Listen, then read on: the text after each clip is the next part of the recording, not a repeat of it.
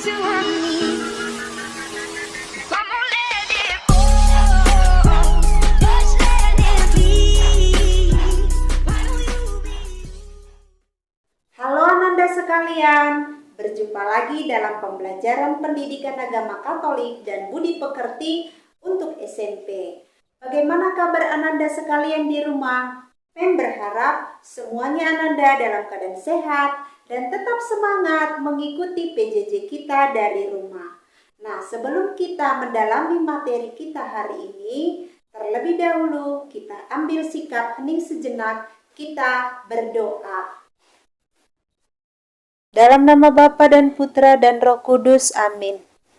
Allah yang Maha Rahim, aku menyesal atas dosa-dosaku, sebab patut aku Engkau hukum, terutama sebab aku telah menghina Engkau, yang Maha Murah dan Maha Baik bagiku. Aku benci akan segala dosaku, dan berjanji dengan pertolongan rahmat-Mu, hendak memperbaiki hidupku, dan tidak berbuat dosa lagi. Allah, ampunilah aku orang berdosa. Amin. Dalam nama Bapa dan Putra dan Roh Kudus. Amin. Setelah kita membuka pembelajaran kita dengan doa pembukaan, kita akan mendalami materi kita hari ini dan judul kita adalah Sakramen Tobat. Adapun kompetensi dasar kita dari 3.10 memahami makna sakramen tobat sebagai tanda dan sarana rekonsiliasi antara dirinya dengan Allah dan sesama, dan indikator pencapaian hasil belajar. Pada akhir pembelajaran diharapkan siswa mampu menganalisis akibat dari dosa, menjelaskan arti kata tobat, menjelaskan tahap-tahap dalam pertobatan, merumuskan pandangan Kristiani tentang pertobatan, dan menjelaskan maksud dari sakramen tobat atau pengakuan dosa.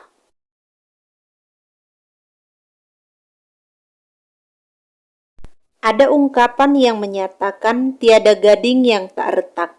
Ungkapan ini mengandung makna bahwa tiada seorang manusia yang sempurna.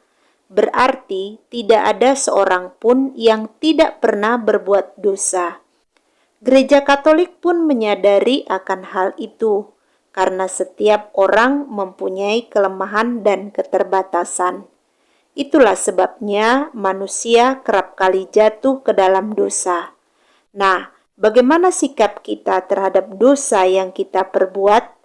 Kita akan menggalinya lewat pemahaman tentang dosa dan tobat. Kita baca kisah berikut ini yang berjudul Pulang. Mary, nama lengkapnya Maria Magdalena Sunur.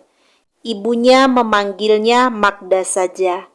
Ia sebenarnya seorang gadis yang baik dan saleh. Tetapi karena merasa tertekan oleh keadaan yang miskin, ia nekat meninggalkan rumah dan kedua orang tuanya di desa dan hijrah ke kota untuk mencari nafkah sebagai pembantu rumah tangga. Tetapi tidak lama kemudian ia di PHK. Otaknya bekerja cepat. Mary sebenarnya gadis yang pandai dan juga cantik. Ia mengerti dengan cepat bahwa di sebuah kota besar, gadis cantik seperti dia dapat memperoleh uang banyak dengan tidak susah-susah bekerja. Ia berhasil memikat hati laki-laki yang berdompet tebal, terus berganti-ganti kekasih. Ia berhasil mengumpulkan banyak uang, mobil, dan juga rumah. Di dalam kehidupan yang penuh kemewahan dan kenikmatan, ia jadi lupa sama sekali dengan kedua orang tuanya, petani miskin di desa itu. Ia pernah mendapat surat dari mereka yang menyesalkan jalan hidupnya, tetapi sama sekali tidak dihiraukannya. Pada suatu hari secara kebetulan ia melihat sebuah gereja yang mengingatkan dia pada gereja di desanya. Waktu kecil ia sangat rajin ke gereja mengikuti kebiasaan kedua orang tuanya. Ada semacam kerinduan yang sulit dia pahami mendorongnya untuk memasuki gereja itu. Ketika ia memasuki gereja itu, ia agak tersentak. sebab hiasan dalam gereja itu mengingatkan akan suasana pesta Paskah, masa dan hari-hari kebangkitan Tuhan. Sudah sekian banyak tahun ia tidak merayakan dan mengalami Paskah lagi. Tiba-tiba Mary merasa sangat terguncang hatinya. Air matanya deras mengalir.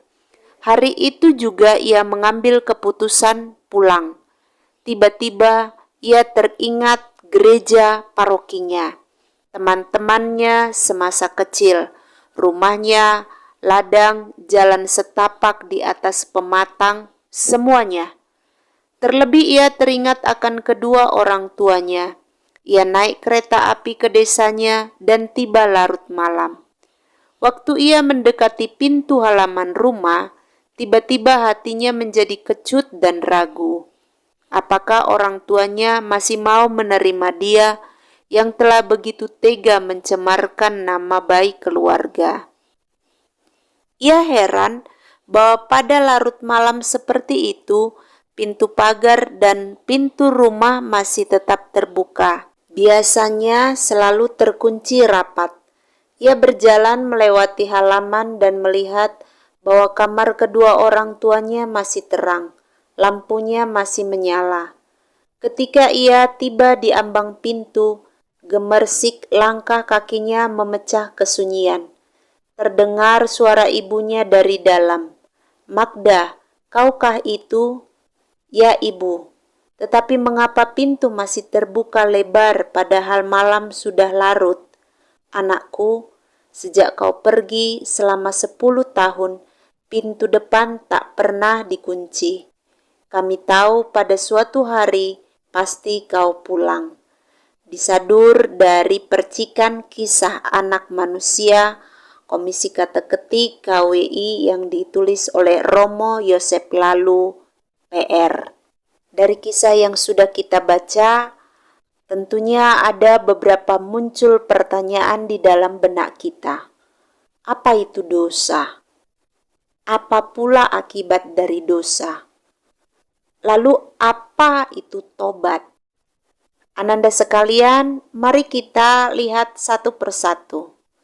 Setiap orang pernah mengalami kejatuhan atau dosa. Dan itulah kelemahan manusia. Yang terpenting bukanlah hal dosanya, tetapi bagaimana kita menyikapi kesalahan dan dosa kita. Maukah kita menyatakan stop atas perilaku dosa kita? Nah, jika kita tidak berani untuk menyatakan stop atas perilaku dosa kita, maka kita pun akan terus-menerus dibelenggu oleh rasa bersalah dan dosa yang berkepanjangan. Namun jika kita berani menyatakan stop atas perilaku dosa kita, maka pertobatan terjadi dan pengampunan akan kita dapatkan. Hal itu selaras seperti yang dialami oleh Magda dalam kisah yang sudah kita baca bersama. Nah, apa itu dosa? Dosa adalah perbuatan melawan cinta kasih Tuhan dan sesama.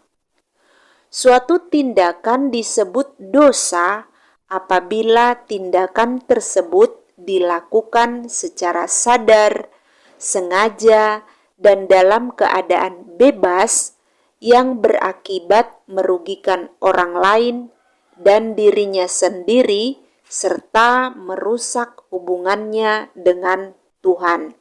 Sedangkan akibat dari dosa adalah retaknya atau rusaknya bahkan terputusnya hubungan harmonis antara manusia dengan Tuhan, sesama, dan lingkungannya. Karena itu, diharapkan kita itu bertobat. Apa itu bertobat? Bertobat artinya berbalik kembali kepada Allah, kembali ke jalan menuju kepada Allah.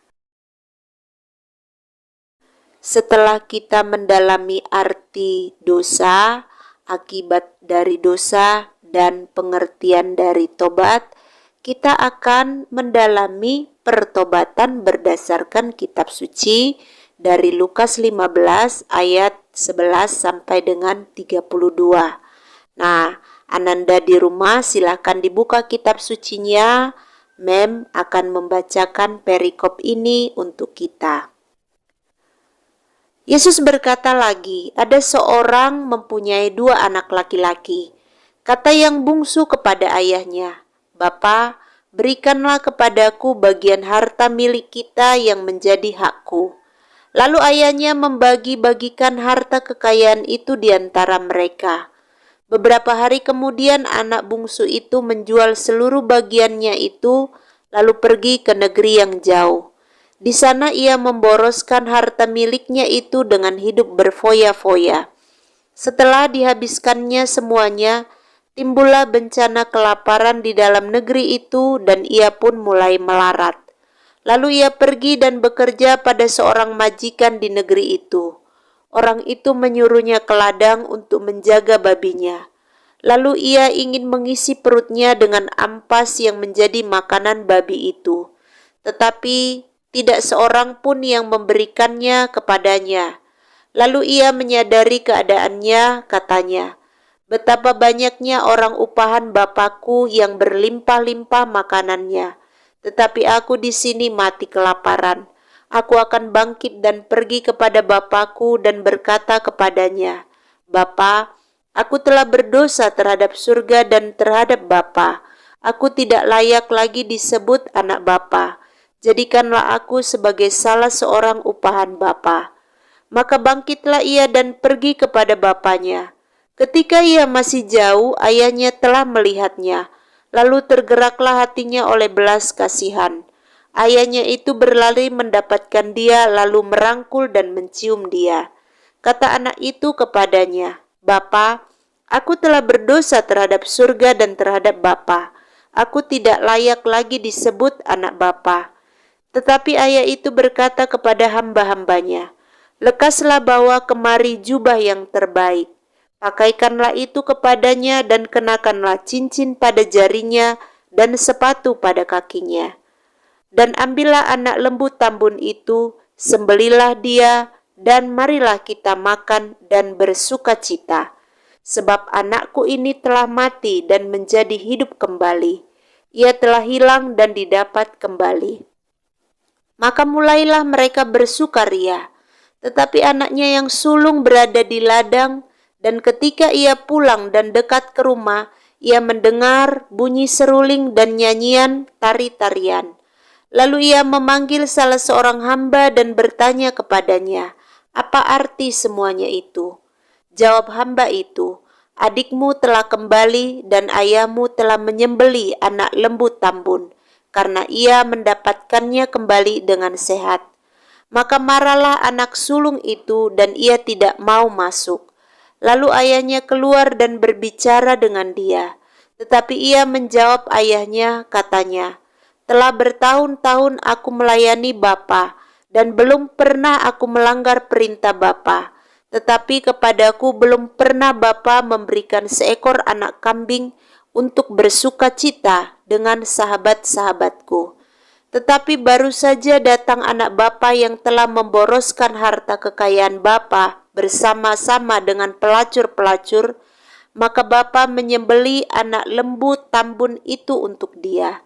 Kata ayahnya kepadanya, "Anakku, engkau selalu bersama-sama dengan aku, dan segala kepunyaanku adalah kepunyaanmu. Kita patut bersukacita dan bergembira, karena adikmu telah mati dan menjadi hidup kembali. Ia telah hilang dan didapat kembali." Dari perikop yang sudah kita baca, tentunya ada beberapa pertanyaan yang muncul di dalam benak kita. Kedosaan apa yang dimiliki oleh si bungsu? Kemudian bagaimana langkah-langkah suatu pertobatan? Nah, untuk itu mari kita dalami satu persatu. Si bungsu itu melakukan tindakan meninggalkan bapaknya. Itulah dosa dari si bungsu, yaitu meninggalkan kebersamaannya dengan bapa, meminta warisan, seolah-olah mengharapkan orang tuanya cepat mati. Nah, dosa itu dapat diartikan sebagai tindakan meninggalkan kebersamaan dengan Allah dan umatnya dan memilih hidup menurut kehendak diri sendiri dalam dunia yang tanpa rahmat Allah. Berdasarkan kisah yang sudah kita baca bersama, maka bertobat itu bisa diartikan sebagai tindakan atau sikap yang berani untuk kembali kepada Bapa, kembali pada pangkuan Bapa, kembali ke jalan menuju kepada Bapa. Untuk bertobat, biasanya seseorang tidak serta-merta begitu saja bertobat, tetapi melalui beberapa tahapan atau proses. Tahapan itu antara lain, yang pertama mengakui atau menyadari akan kesalahan atau dosanya. Yang kedua, menyesali segala kesalahan atau dosanya. Yang ketiga, berjanji untuk tidak mengulangi lagi atas kesalahan atau dosa yang pernah dilakukan.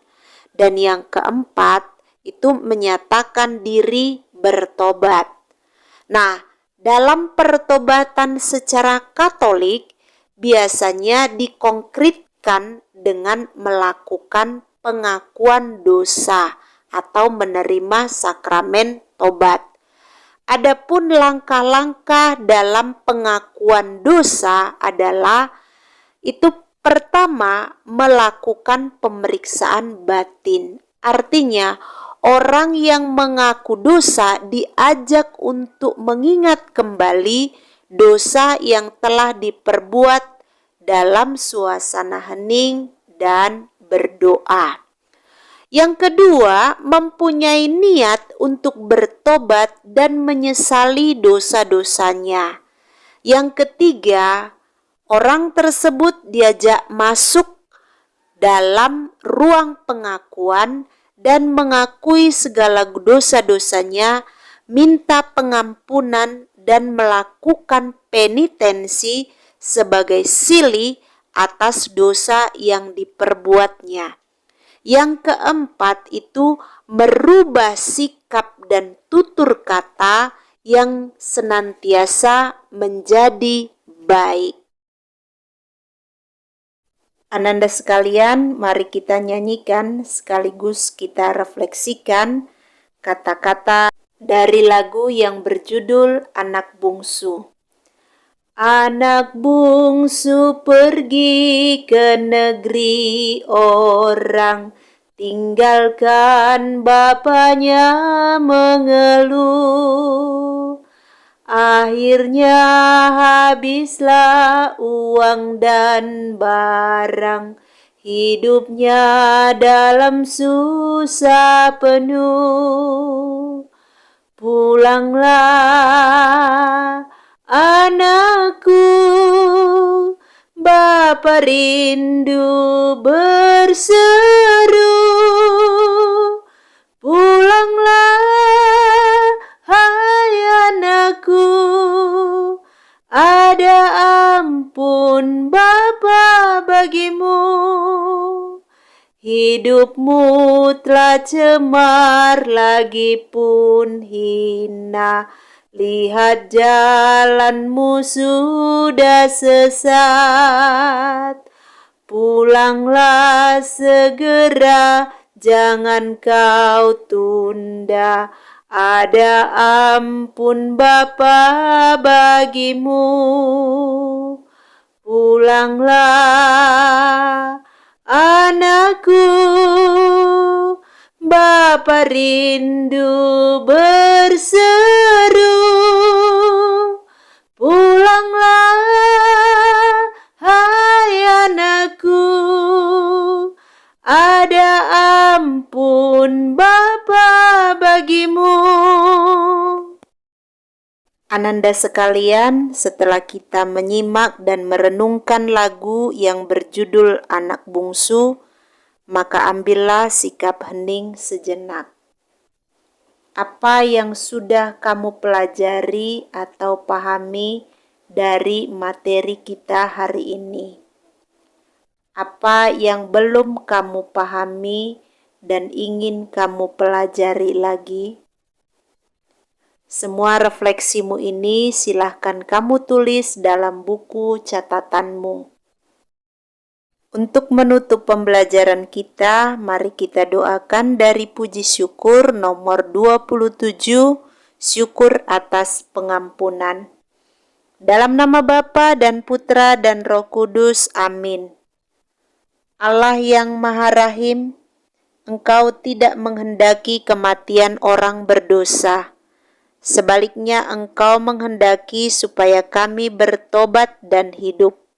Maka Engkau mengundang orang berdosa supaya bertobat, dan kepada kami yang bertobat, Engkau melimpahkan pengampunan.